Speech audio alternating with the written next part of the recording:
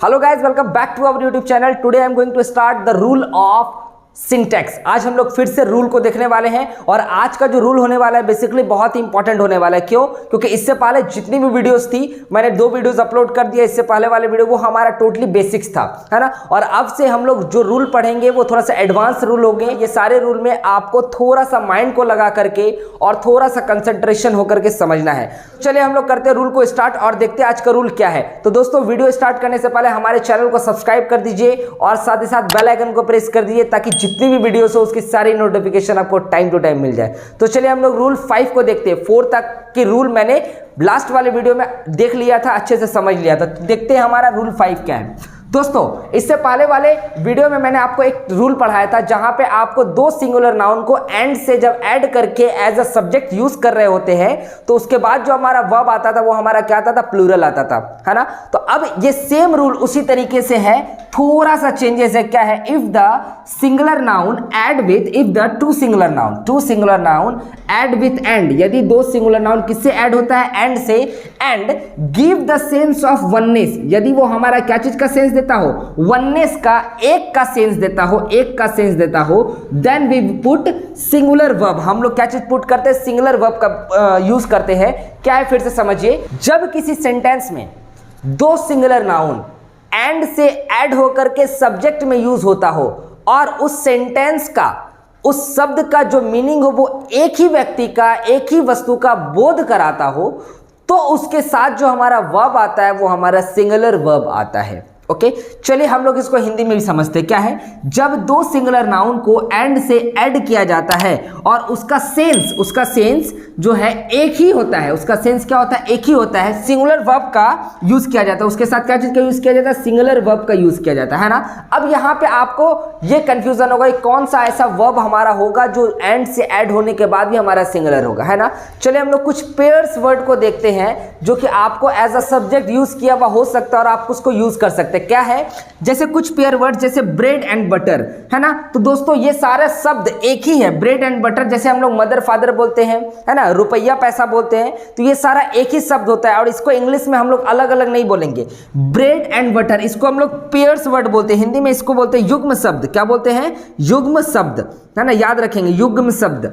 Bread and butter, bread भी हमारा singular, butter भी हमारा सिंगुलर, और ये हमारा सेंस किसका दे रहा है? एक ही का दे रहा है। राइस एंड करी, जैसे बोलते हैं ना चावल दाल, है ना। जैसे बोलते हैं हैमर एंड शैकल्स, हथौड़ी एंड दंतरी, कैंची जिसको बोलते हैं हथौड़ी एंड दंतरी, हैमर का मतलब होता है हथौड़ी।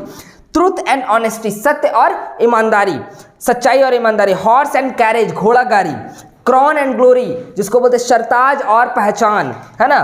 राइज एंड फॉल, एक बार उतार चढ़ाव जिसको बोलते हैं। कमिंग एंड गोइंग, आना जाना। तो ये सारा शब्द जितना भी आपको दिखा, और भी बहुत सारा हो सकता है एटसेट्रा, ये सारा शब्द आपको एंड से तो जुड़ा हुआ होगा लेकिन ये हमारा एक ही शब्द को बोध कराता है, वननेस का बोध कराता है। तो ये सारे सेंटेंस का जब, ये सारे वर्ड्स का जब हम लोग सेंटेंस में एज अ सब्जेक्ट यूज करेंगे तो उसके साथ जो हमारा आएगा वो हमारा सिंगुलर आएगा, सिंगुलर वर्ब का यूज करेंगे। कैसे? एग्जाम्पल देखिए। क्या? Bread and butter is my favourite breakfast, है ना। Bread and butter is my favourite breakfast, ये बोला जा रहा है। तो यहाँ पे ब्रेड है, यहाँ बटर है, ये भी हमारा क्या नाउन है और ये भी हमारा नाउन है। लेकिन मैंने यहाँ इज का यूज किया और इसी जगह अगर आप आर का यूज कर देते तो सेंटेंस बिकम्स रॉन्ग, सेंटेंस हमारा क्या हो जाता? गलत हो जाता। यहाँ पे आर का यूज नहीं होता। जैसे एक और एग्जाम्पल को देखते हैं। क्या है?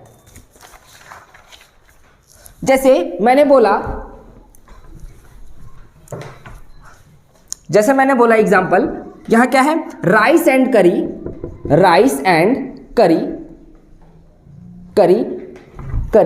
Dash my favourite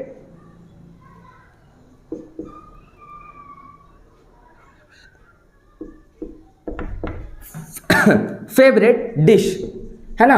rice and करी डैश माई फेवरेट डिश। अब यहाँ पे अगर आपको हम ऑप्शन दिए क्या चीज का? इज एंड आर का, तो बहुत सारे स्टूडेंट्स जिसको ये रूल पता नहीं होगा वो क्या करेंगे? यहाँ पे राइस है, ये भी नाउन है और ये भी नाउन है, इस दोनों को एंड से जोड़ा देखेंगे तो इसको क्या समझ लेंगे? प्लूरल समझ लेंगे। बट आपको पता चल गया कि ये सेंटेंस हमारा ये वर्ड्स हमारा क्या है, सिंगुलर है ना कि प्लूरल है, तो इसके साथ हम लोग क्या चीज का यूज करेंगे, सिंगुलर वर्ब का यूज करेंगे, दैट मींस इज का यूज करेंगे, है ना। तो इसी प्रकार से बहुत सारे सेंटेंसेस आपको मिलेंगे, आप उसको सॉल्व करेंगे, प्रैक्टिस करेंगे। हालांकि ये जब मेरा कंप्लीट हो जाएगा तो हम लोग खुद प्रैक्टिस करेंगे, बहुत सारे एग्जाम्पल को प्रैक्टिस करेंगे। तो आप लोग इसको उतार लीजिए। नेक्स्ट रूल को हम लोग देखते हैं, रूल नंबर 6 को। तो आइए चलते हैं रूल नंबर 7 में, और रूल नंबर 7 को देखते हैं क्या है। तो आपको यहाँ पे कुछ वर्ड्स दिख रहे होंगे, जैसा कि लिखा हुआ है इच, एवरी, आइदर, नाइदर। इसे हम लोग ईदर और नीदर भी बोलते हैं। तो इंडियन ब्रिटिश लैंग्वेज में हम लोग इसको आइदर और नाइदर बोलते हैं, और अमेरिकन इंग्लिश में हम लोग इसको ईदर और नीदर बोलते हैं, है ना। तो हम लोग ब्रिटिश इंग्लिश को यूज करते हैं। हालांकि आपका दोनों प्रोनाउंसिएशन करेक्ट है, आप इधर भी बोलो तो भी करेक्ट है, आइदर बोलो तो भी करेक्ट है, और इसको नीदर बोलो तो भी करेक्ट है, और नाइदर बोलो तो भी करेक्ट है ना। No, none, everybody, somebody, nobody, anybody, everything, something, nothing, anything, everyone, someone, no one और एनीवन।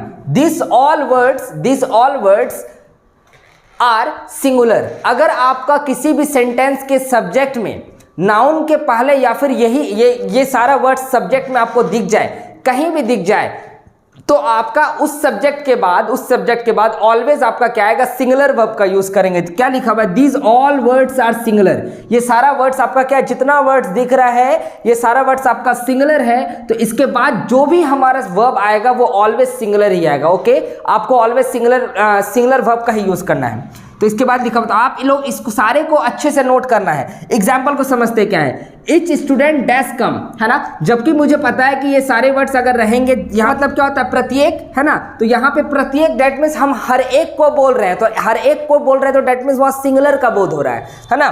तो इच स्टूडेंट डैश कम। अब यहाँ पे देखिए हैज दिया हुआ है, यहाँ पे हैव दिया हुआ है, और आप लोगों को पता होगा क्या कि हैज एंड हैव के साथ हम लोग जो सभी मेन वर्ब का यूज करते हैं, थर्ड फॉर्म का यूज करते हैं। और यहाँ पे आपको कम दिख रहा है ना, और कम भी हमारा क्या होता है, कम, कैम, कम। थर्ड फॉर्म भी हमारा कम ही होता है ना, कम का थर्ड फॉर्म कम ही होता है। तो यहाँ पे कम हमारा करेक्ट है। अब मुझे ये देखना है कि यहाँ पे हैज आएगा या फिर हैव आएगा। चूंकि आपको यहाँ क्या है, इच दिया हुआ है, तो यहाँ पे आपका सिंगुलर आएगा, और सिंगुलर आपका इस दोनों में कौन सा होता है, सिंगुलर आपका हैज होता है ना। मैंने आपको ऑलरेडी बता दिया है, आप बेसिक सिंटैक्स का जो बेसिक होगा आप वहां जाकर के देख लीजिए, आपको बताया है। तो ये क्या हैज होगा, तो यहाँ पे has is the correct option, है ना। नेक्स्ट है everyone dash coming here for study. Everyone dash coming here for study. यहाँ पे देखिए एवरीवन है, और ये इसमें एवरीवन कहाँ दिख रहा है आपको, कहीं देखिए यहाँ पे एवरीवन है, तो है ना। ये हमारा किस तरह यूज हो रहा है, एज अ सब्जेक्ट हो रहा है सेंटेंस में। तो इसके बाद जो हमारा वर्ड आएगा वो हमारा क्या आएगा, सिंगुलर आएगा, है ना। चलिए ऑप्शन में क्या है, इसका मतलब क्या, हर एक कोई यहाँ आ रहा है पढ़ने के लिए, हर एक कोई यहाँ पे आ रहा है पढ़ने के लिए। तो यहाँ पे आपको 3 ऑप्शन दिए हुए हैं, क्या क्या है, इज है, हैज है एंड आर है। तो यहाँ पे आपको चूंकि यूज करना है क्या, सिंगुलर, तो आपको तो ये प्लूरल का कोई काम है ही नहीं, आर का काम तो है ही नहीं। तो अब आपको क्या यूज करना है, इज को यूज करना और हैज को यूज करना, है ना। तो अब यहाँ पे क्या चीज कंफ्यूजन हो गई, हमारा इज होगा या हैज होगा, है ना। चूंकि हैज के बाद मैंने आपको बताया कि कौन सा फॉर्म को यूज करना होता है, थर्ड फॉर्म, और यहाँ पे क्या है, फोर्थ फॉर्म। और फोर्थ फॉर्म आपको पता है ना किसके साथ होता है, इज के साथ होता है। Very good. तो यहाँ पे करेक्ट ऑप्शन आपका क्या होगा, इज होगा। तो इसी प्रकार से हमारा क्वेश्चन पूछा जाएगा। ये था हमारा रूल नंबर 7। अब हम लोग नेक्स्ट जाते हैं। आप सारे रूल्स को कॉपी में नोट डाउन कर ले, क्योंकि ये सारा रूल्स आपको कहीं नहीं, आप बहुत इंपॉर्टेंट रूल्स है। आपको हर एक क्षेत्र में, आप कॉम्पिटिटिव एग्जाम दे रहे हो उसके लिए भी आपका बहुत ही ज्यादा इंपॉर्टेंट है, आप 12th का एग्जाम दे रहे हो उसके लिए भी बहुत आपका इंपॉर्टेंट है। तो एवरी स्टूडेंट जो भी इस वीडियो को देख रहे हैं और जो भी वॉच कर रहे हैं अच्छे से और प्रॉपर जो स्टडी कर रहे हैं, those students have get very informal ideas about syntax. आप सभी लोग बहुत ही इनफॉर्मल आइडियाज ले रहे हो, किसके बारे में, क्योंकि हम लोग जो स्टडी कर रहे हैं, हम लोग जो पढ़ा रहे हैं, आपको बहुत ही रिसर्च करके पढ़ा रहे हैं, और जो भी मटेरियल देना चाहते हैं वो आपको बहुत ही बारीकी से और बहुत ही सोच समझ के और अच्छा मटेरियल देते हैं। तो चलिए दोस्तों, हम लोग आते हैं रूल नंबर 8 में और देखते हैं रूल नंबर 8 हमारा क्या है। तो आइए हम लोग रूल नंबर 8 में आते हैं। रूल नंबर 8 भी हमारा बहुत ही इंपॉर्टेंट है, और इसे देखते क्या है। आपको लिखा हुआ है if 2 subjects R add with, यदि 2 सब्जेक्ट, इससे पहले मैंने आपको 2 सब्जेक्ट एंड से ऐड किया हुआ बताया था। अब यहाँ पे आपका क्या है, if 2 subjects R add with, यदि 2 शब्द या 2 सब्जेक्ट जो है किसी शब्द से किस शब्द से जुड़ा हो, along with, sorry, as well as, with, along with, together with, and not, in addition to, but, besides, except, rather than, accompanied by, like, unlike, no less than, and nothing but। तो ये सारा words के साथ यदि दो subject किसी sentence में जुड़ा हो, ये सारे वर्ड्स को आपको याद करना होगा, आपको माइंड में रखना होगा ये सारा वर्ड्स किस सब्जेक्ट में आता है।